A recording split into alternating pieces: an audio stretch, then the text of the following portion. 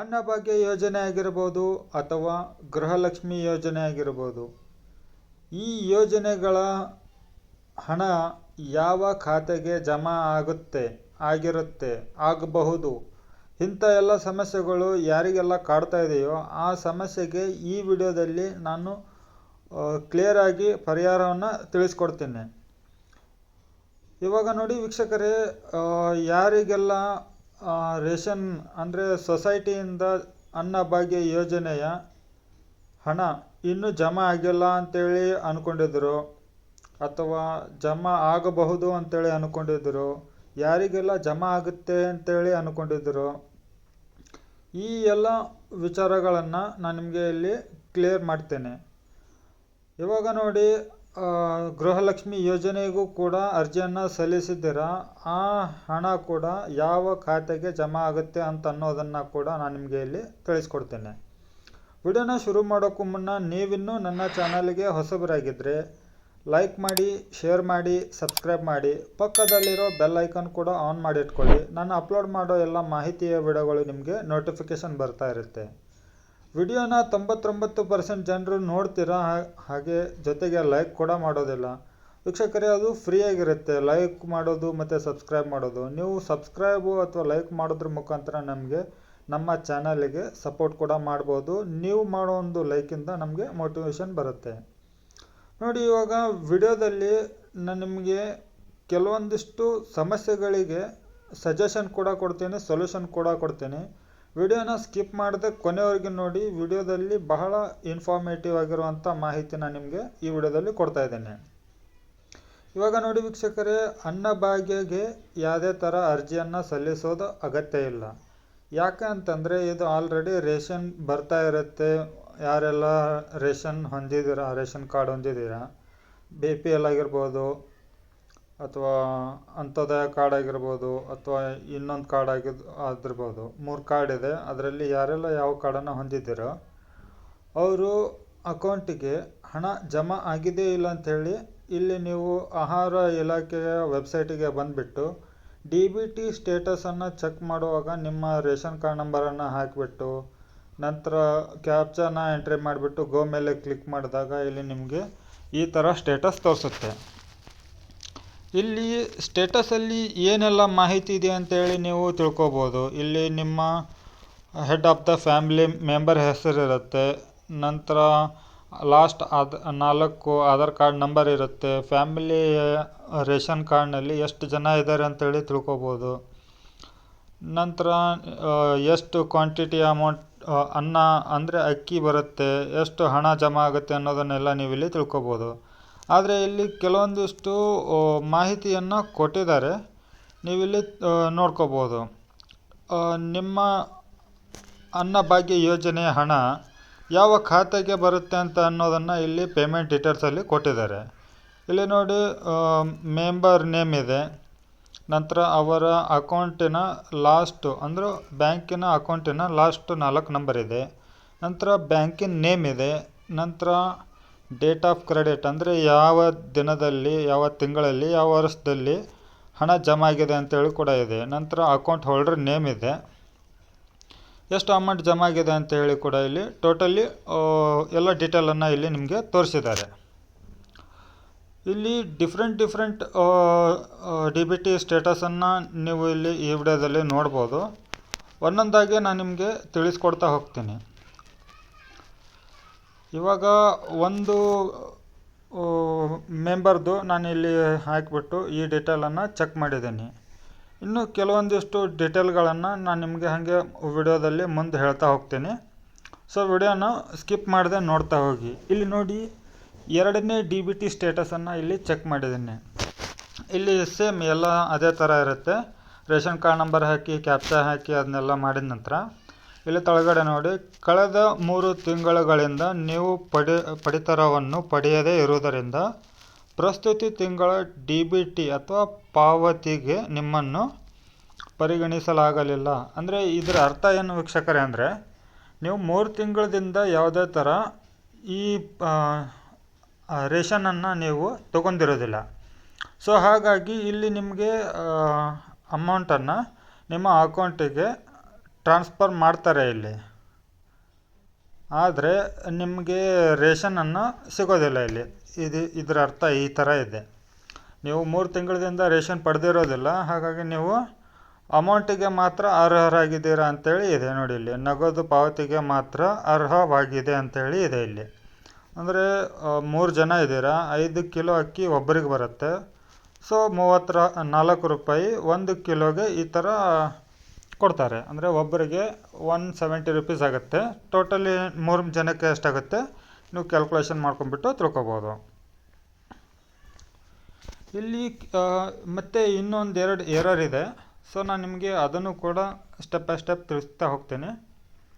ಇಲ್ಲಿ ನಿಮಗೆ ಕೆಳಗಡೆ ಮೆನ್ಷನ್ ಕೂಡ ಮಾಡಿದ್ದಾರೆ ನೋಡಿ. ಈ ಥರ ನೀವೇನಾದರೂ ರೇಷನ್ ಕಾರ್ಡು ಯೂಸ್ ಮಾಡದೇ ಇದ್ದರೆ, ಅಥವಾ ಅದರಲ್ಲಿ ನೀವೇನಾದರೂ ತಂಬು ಅಥವಾ KYC ಏನಾದರೂ ಮಾಡದೇ ಇದ್ದರೆ, ನೀವು ಹತ್ತಿರದ ಗ್ರಾಮವನ್ನು ಕರ್ನಾಟಕವನ್ನಲ್ಲಿ ಹೋಗ್ಬಿಟ್ಟು ನೀವು ಅಪ್ಡೇಟ್ ಮಾಡ್ಕೋಬೋದು. ಇಲ್ಲಿ ನೋಡಿ 3ನೇ ಸ್ಟೇಟಸ್ ಇದು, DBT ಸ್ಟೇಟಸ್ 3ನೇದು. ಇದು ಅಂತ್ಯೋದಯ ಕಾರ್ಡ್. ಇದು ಇಲ್ಲಿ ಸೇಮ್ ಎಲ್ಲ ರೇಷನ್ ಕಾರ್ಡ್ ಹಾಕಿಬಿಟ್ಟು ಕ್ಯಾಪ್ಚಾ ಕಾರ್ಡ್ ಹಾಕಿ ಇಲ್ಲಿ ಗೋ ಮೇಲೆ ಕ್ಲಿಕ್ ಮಾಡಿದಾಗ ಈ ಥರ ಅಂತ್ಯೋದಯದ್ದು ಒಂದು ಮೆಂಬರ್ದು ಡೀಟೇಲ್ ಇಲ್ಲಿ ಬಂದಿದೆ ನೋಡಿ.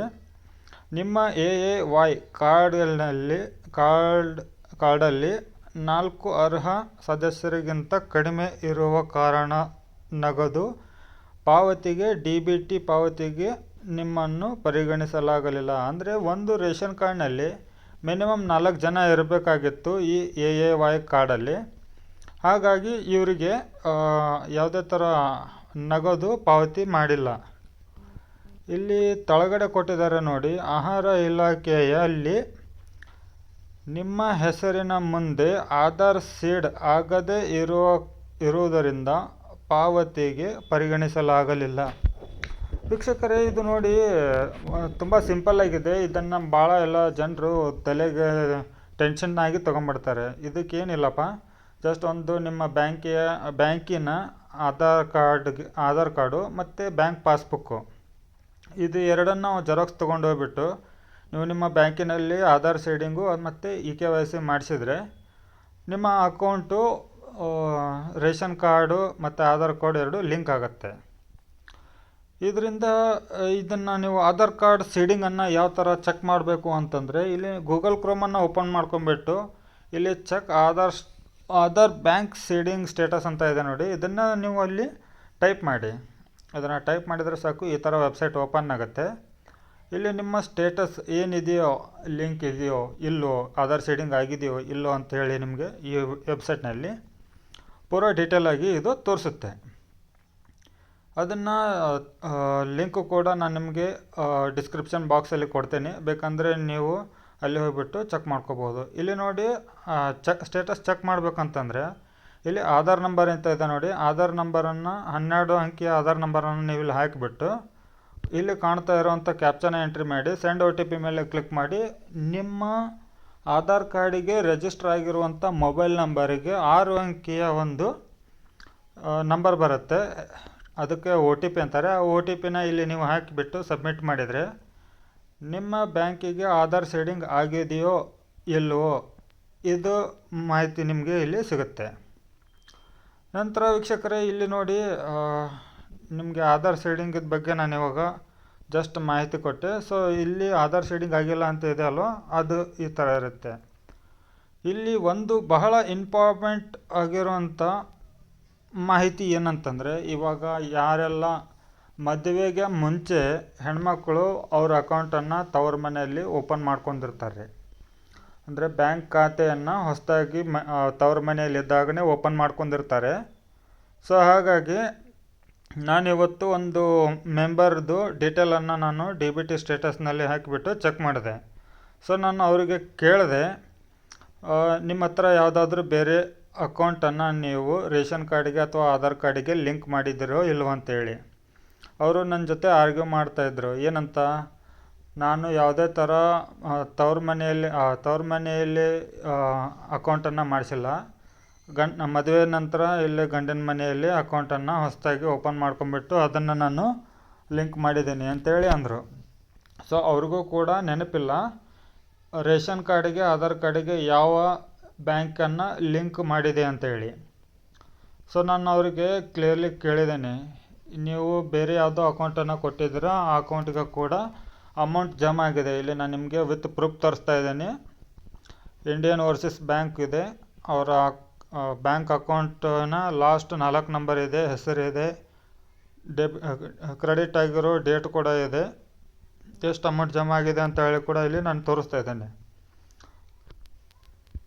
ಯಾರೆಲ್ಲ ಮದುವೆಗಿಂತ ಮೊದಲು ತವರು ಮನೆಯಲ್ಲಿ ಬ್ಯಾಂಕ್ ಖಾತೆಯನ್ನು ಮಾಡ್ಕೊಂಡಿದ್ದೀರೋ ಅವರು ಅದೇ ಅಕೌಂಟನ್ನು ಚೆಕ್ ಮಾಡ್ಕೊಳ್ಳಿ. ರೇಷನ್ ಅಂದರೆ ಅನ್ನಭಾಗ್ಯ ಯೋಜನೆಯ ಹಣ ಅದೇ ಅಕೌಂಟಿಗೆ ಜಮಾ ಆಗಿರುತ್ತೆ. ಇವಾಗ ಬಹಳ ವರ್ಷದಿಂದ ನೀವು ಅಕೌಂಟನ್ನು ಕ್ರಿಯೇಟ್ ಮಾಡ್ಕೊಂಡಿರ್ತೀರ, ಆದರೆ ಆ ಅಕೌಂಟು ಯಾವುದು ಅಂತೇಳಿ ನಿಮಗೂ ಕೂಡ ನೆನಪಿರೋದಿಲ್ಲ. ಮದುವೆ ನಂತರ ನೀವು ಹೊಸದಾಗಿ ಏನಾದರೂ ಅಕೌಂಟನ್ನು ಬೇರೆ ಬ್ಯಾಂಕಿನ ಖಾತೆಯನ್ನು ಓಪನ್ ಮಾಡಿದರೆ ಆ ಅಕೌಂಟಿಗೆ ಬರಬೇಕು ಅಂತೇಳಿ ನೀವೇನಾದರೂ ಅಂದ್ಕೊಂಡಿದ್ರೆ ಅದು ನಿಮಗೆ ಕನ್ಫ್ಯೂಷನ್ ಕೂಡ ಆಗುತ್ತೆ. ಯಾವ ಅಕೌಂಟಿಗೆ ನನ್ನ ಅನ್ನಭಾಗ್ಯ ಯೋಜನೆ ಹಣ ಅಥವಾ ಗೃಹಲಕ್ಷ್ಮಿ ಯೋಜನೆ ಹಣ ಜಮಾ ಆಗುತ್ತೆ ಅಂತ ಅನ್ನೋದು ನಿಮಗೆ ಗೊತ್ತಾಗೋದಿಲ್ಲ. ಸೊ ಹಾಗಾಗಿ ನೀವೇನು ಮಾಡಬೇಕು ಅಂತಂದರೆ, ಮತ್ತೆ ರಿಪೀಟ್ ಮಾಡ್ತಾಯಿದ್ದೀನಿ, ಎಲ್ಲ ಮಹಿಳೆಯರ, ಎಲ್ಲ ಮನೆಯ ಯಜಮಾನಿಯರೇ ಕರೆಕ್ಟಾಗಿ ಕೇಳಿಸ್ಕೊಳ್ಳಿ. ನೀವು ಮದುವೆಯ ಮುಂಚೆ ಯಾವ ಬ್ಯಾಂಕಿನ ಖಾತೆಯನ್ನು ಓಪನ್ ಮಾಡಿ ಅದನ್ನು ನೀವು ಆಧಾರ್ ಕಾರ್ಡಿಗೆ ಮತ್ತು ರೇಷನ್ ಕಾರ್ಡಿಗೆ ಲಿಂಕ್ ಮಾಡಿದಿರೋ ಅದೇ ಬ್ಯಾಂಕಿಗೆ ನಿಮ್ಮ ಅನ್ನಭಾಗ್ಯ ಯೋಜನೆಯ ಮತ್ತು ಗೃಹಲಕ್ಷ್ಮಿ ಯೋಜನೆಯ ಹಣ ಜಮಾ ಆಗುತ್ತೆ. ನೋಡಿ, ನಾನು ಇಲ್ಲಿ ನಿಮಗೆ ಕ್ಲಿಯರ್ಲಿ ಹೇಳಿದ್ದೇನೆ. ಮತ್ತು ಇದ್ರ ಬಗ್ಗೆ ಏನಾದರೂ ಡೌಟ್ ಇತ್ತಂದರೆ ನೀವು ನನ್ನ ಕಮೆಂಟ್ ಬಾಕ್ಸಲ್ಲಿ ಕಮೆಂಟ್ ಮಾಡಿ. ಏನಾದರೂ ಡೌಟ್ ಇತ್ತಂದರೆ ನಾನು ನಿಮಗೆ ಆನ್ಸರ್ ಕೂಡ ಕೊಡ್ತೇನೆ. ಸ್ವಲ್ಪ ರಿಪ್ಲೈ ಮಾಡೋರಿಗೆ ಸ್ವಲ್ಪ ತಾಳ್ಮೆಯಿಂದ ಇರಿ, ಯಾಕಂದರೆ ನಾನು ಕೂಡ ನೋಡಿದಾಗ ಮಾತ್ರ ನಿಮಗೆ ರಿಪ್ಲೈ ಮಾಡಲಿಕ್ಕಾಗತ್ತೆ. ಈ ಒಂದು ಮಾಹಿತಿ ತಮಗೆಲ್ಲರಿಗೂ ಲೈಕ್ ಆಗಿದೆ ಅಂತೇಳಿ ಅಂದ್ಕೊಂಡಿದ್ದೀನಿ. ಯಾರೆಲ್ಲ ಕನ್ಫ್ಯೂಷನಲ್ಲಿದ್ದರೂ ನನಗೆ ಅಮೌಂಟ್ ಬಂದಿದೆ, ಜಮಾ ಆಗಿದೆ ಇಲ್ಲ ಅಂತೇಳಿ ಅಂದ್ಕೊಳ್ಳೋದ್ರ ಬಗ್ಗೆ, ಅವರೆಲ್ಲ ಹಳೆಯ ಬ್ಯಾಂಕಿನ ಖಾತೆಯನ್ನು ಚೆಕ್ ಮಾಡ್ಕೊಳ್ಳಿ, ಸರಿನಾ? ಮತ್ತು ಏನಾದರೂ ಹೊಸ ಅಪ್ಡೇಟ್ ಇತ್ತಂದರೆ ನಾನು ನಿಮಗೆ ನೆಕ್ಸ್ಟ್ ವಿಡಿಯೋದಲ್ಲಿ ತಿಳಿಸ್ಕೊಡ್ತೇನೆ. ಅಲ್ಲಿವರೆಗೂ ಜೈ ಹಿಂದ್.